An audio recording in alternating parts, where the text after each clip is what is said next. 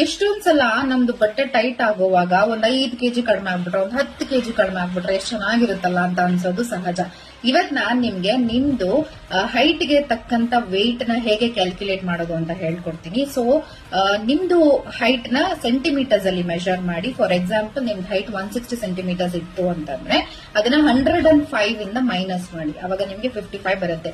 So ನಿಮ್ದು 160 centimetres of height ಗೆ 55 KGs ಬಂದು ನಿಮ್ದು ಐಡಿಯಲ್ ವೆಯ್ಟ್.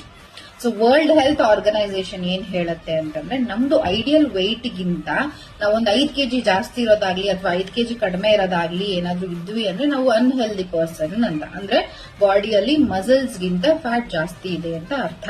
ಸೊ ಇನ್ಯಾಕೆ ತಡ, ಇವತ್ತೇ ನಿಮ್ದು ಹೈಟ್ ಮತ್ತೆ ನಿಮ್ದು ವೆಯ್ಟ್ ನ ಚೆಕ್ ಮಾಡ್ಕೊಳ್ಳಿ. ನಿಮ್ದು ಐಡಿಯಲ್ ವೆಯ್ಟ್ ಅಲ್ಲಿ ಇದೀರಾ ಅಂತ ಚೆಕ್ ಮಾಡ್ಕೊಳ್ಳಿ. ಸೊ ನಿಮಗೆ ಏನಾದ್ರು ಹೆಲ್ಪ್ ಬೇಕು ಅಂತಂದ್ರೆ ವೆಯ್ಟ್ ಅಂತ ಕಮೆಂಟ್ ಮಾಡಿ, ನಾನು ನಿಮ್ಗೆ ಹೇಳ್ಕೊಡ್ತೀನಿ. Thank you.